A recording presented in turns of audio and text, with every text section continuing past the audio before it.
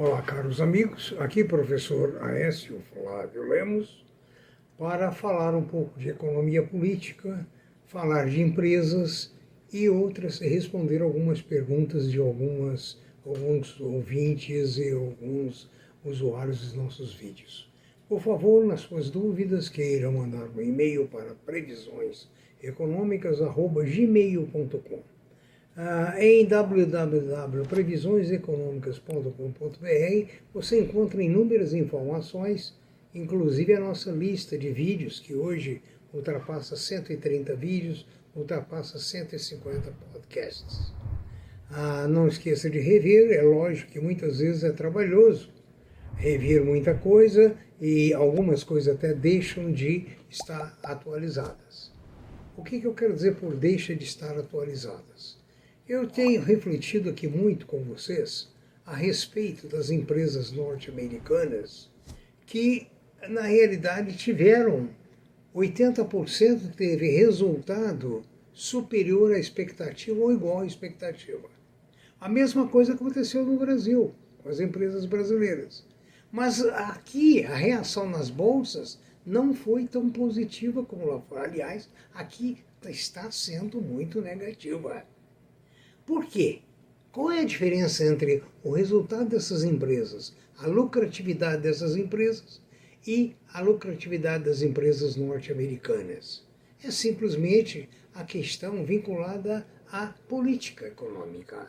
No Brasil, a política não dá paz às empresas. É constantemente criando alguma coisa, criando algum obstáculo na realidade. Né? O Senado hoje, por exemplo, discute o refis novo, que o presidente do Senado fez a nova proposta, mas restringindo a certas empresas, principalmente empresas de transporte, passageiros, etc. Os senadores acham que deve ser elástico, deve ser para todo mundo. Ou seja, todos são ou deveriam ser iguais perante a lei. O lucro líquido da Taesa caiu 18% no último trimestre. A receita líquida da Taesa ficou em 1.359 bilhões de reais, uma queda de 39% se comparado ao mesmo período no ano anterior. Me perguntaram outra vez que eu repetisse o que é EBITDA. EBITDA é um indicador financeiro muito importante, que você pode ver que todas as publicações técnicas trazem o EBITDA da empresa. Em palavras mais simples, o que é o EBITDA? O EBITDA é o resultado operacional da empresa. Ou seja, é o que ela produziu, é o lucro operacional dela, mais depreciações, mais amortizações. Ou seja, a finalidade do EBITDA é ver se na finalidade que a empresa foi criada, se os produtos que ela está produzindo e está vendendo estão dando resultado. Muitas vezes o EBITDA pode ser até negativo, quando, por exemplo, a empresa tem um lucro muito grande depois do operacional com o financeiro. Tem muitas empresas, se você vê os cartões de crédito das firmas, elas oferecem na liquidação um financiamento elástico, a juros módicos, uma dívida de R$300 vai para R$900 pago em 30 meses, é muito suave.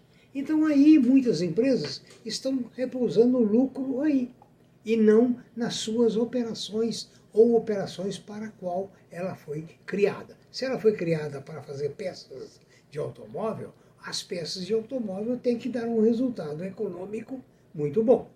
Né? Se não der, alguma coisa está errada. Aí você tem que ir lá ver se ela está desviando do propósito inicial, se ela está repousando no financeiro, ou repousando na produção, ou se a produção está dando prejuízo.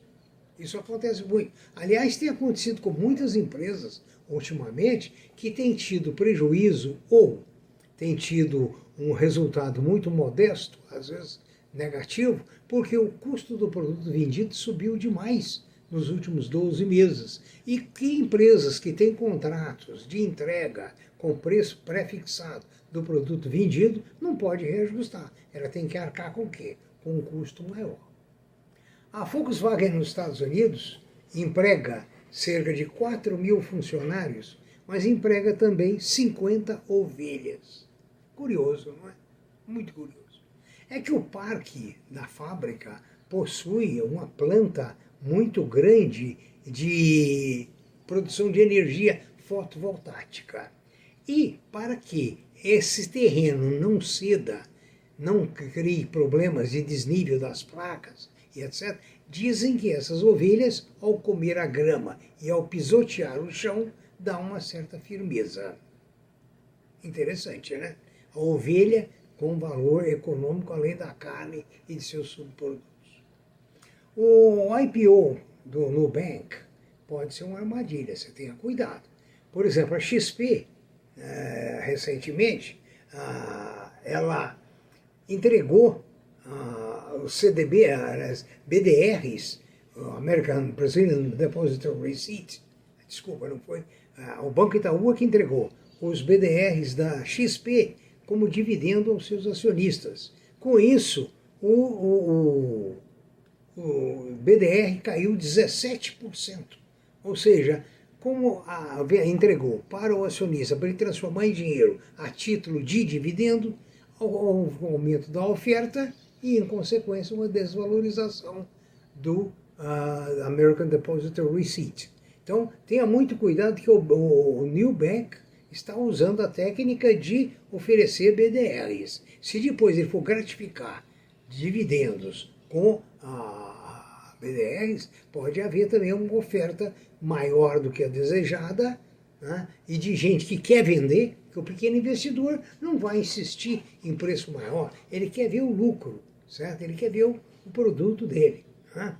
Além disso, você ainda tem mais um problema, né? Você tem o risco de câmbio. Né? Quando você compra, pode estar, digamos, o dólar a R$5, e quando você vende, pode estar a 5,60, ou seja, precisa de mais reais para comprar a mesma quantidade de dólar. A Embraer anunciou os conceitos do que deverão ser os primeiros aviões comerciais elétricos desenvolvidos pela fabricante brasileira. Ela, inclusive, está testando também o carro voador. Né? Já tem testes no Rio de Janeiro com carro voador.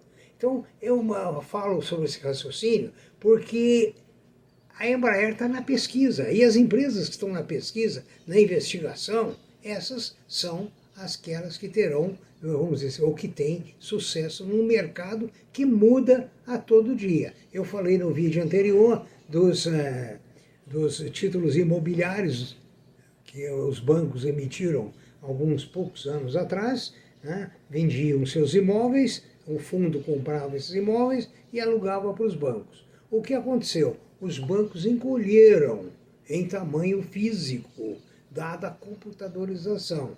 Resultado, sobrou imóveis. Hoje, eu dei um exemplo de um dos fundos do Banco do Brasil que está operando com um prejuízo muito grande. Isso prova que não tem ceteris paribus, é evolução constante. Então, os aviões da Embraer, um dos modelos é propulsão híbrida elétrica, a redução de emissões de CO2 em até 99%, eles terão 9 assentos, motores montados na traseira e estimativa de que estejam no mercado em 2030. É interessante para o povo brasileiro que nós sempre pensamos em alguma coisa hoje e queremos o resultado ontem, né? É interessante, né? Outra coisa é o petróleo que permanece em alta no mundo todo. Os governos têm feito todo o possível para abrir mão dos estoques estratégicos para forçar a baixar, entrar em acordo com árabes, com a Rússia, mas não tem conseguido. O Brent, que é o petróleo que orienta o preço no mundo, continua acima dos $80 o barril.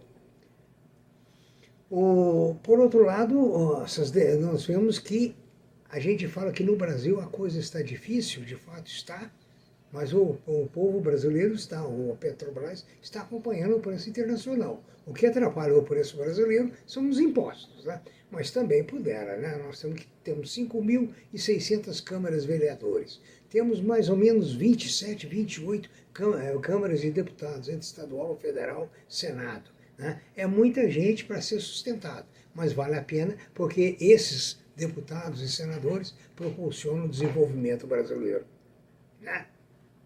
A Iguatemi homologou a reestruturação societária e as suas units começaram a ser negociadas esta semana, né? Veja bem, o varejo está em concorrência forte. O varejo não é mais o mesmo.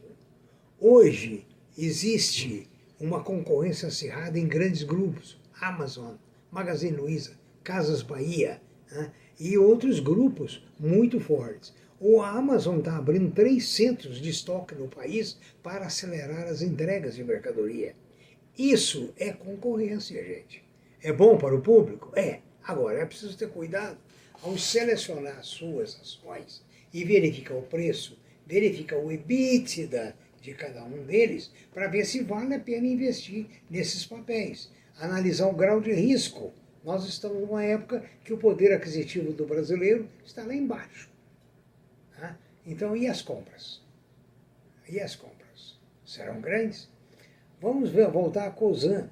A Cosan assinou agora um contrato de venda de 51% da participação da Gaspetro para a Compass Gás e Energia por 2 bilhões de reais.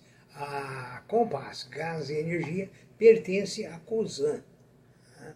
E aí é mais um fortalecimento da Cosan, que já é uma empresa com ramos, com estrutura em diversas partes da economia. Né? Outra coisa importante, a Petrobras, é que ela tinha uma dívida de 180 bilhões de dólares. De uns tempos para cá, com a gestão de descapitalização de empresas não vinculadas à atividade principal, a dívida caiu para 60 bilhões de dólares. Parabéns para a Petrobras. O coronavírus está ameaçando na Europa novamente e no Brasil já começou a dar sinais que dá sua volta da sua força. Com isso, é preciso pensar muito nas aglomerações, é preciso pensar muito no carnaval, nas festas de fim de ano e nas viagens. Eu tenho amigos indo para países, viajando para países onde a infestação está grande e só estão viajando em caso realmente extremo. Ou seja, estão evitando esse turismo perigoso que temos aí à nossa porta. Por fim, a Petrobras já apresentou seu plano de negócio de 2022 a 2026. Ou seja, as grandes empresas planejam com muita antecedência, como você tem que planejar a sua carteira de ações, para que você não tenha que vender na hora errada, compre o papel certo e espere o lucro certo, que no momento certo ele virá. E o grande problema nosso é que nós não temos essa paciência organizacional e com isso, no momento de baixa, muita gente realizou prejuízo. Não há prejuízo a menos que você tenha vendido as suas ações, porque elas voltarão.